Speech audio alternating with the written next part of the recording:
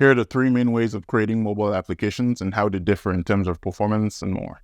The first way is to build them natively using the platform and framework native to the target device. For iPhones and iOS devices, it's using Swift in Xcode, and for Android, it's using Kotlin or Java in Android Studio. These two offer the best performance, allowing connections to the native APIs without additional layers. They also offer the most customization and the best user experience. The major downside is limited reusability. You need two separate code bases to develop for both iOS and Android. This is where the other categories are better. The second way of building mobile apps is to use a cross-platform framework. These frameworks can be used to develop for both iOS and Android. The popular frameworks here are React Native, Flutter, and Xamarin. React Native is essentially React but for mobile apps. It follows the same principles and is pretty straightforward. Flutter uses the Dart programming language created by Google. It also uses a widget-based architecture, which I really like.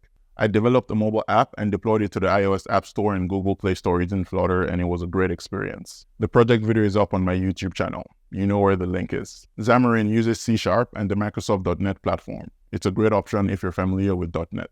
These cross-platform frameworks render and compile the source code for the specific target platform, giving a very close to native performance from a single code base for both iOS and Android. The final approach is using hybrid apps. Hybrid applications are web applications wrapped in a WebView container that allows them to be downloaded and run on mobile apps. Have you ever opened an app and see it load like a website? It's most likely a hybrid app. Since they are web applications, the major languages used are HTML, CSS, JavaScript, and sometimes TypeScript. They also use popular JavaScript frameworks like React, Vue, and Angular. They are ultimately rendered by the browser and offer the least in terms of performance, but are a great option if performance is not a concern. The popular hybrid app frameworks are Ionic and Apache Cordova. Follow my codes for more coding tips like this.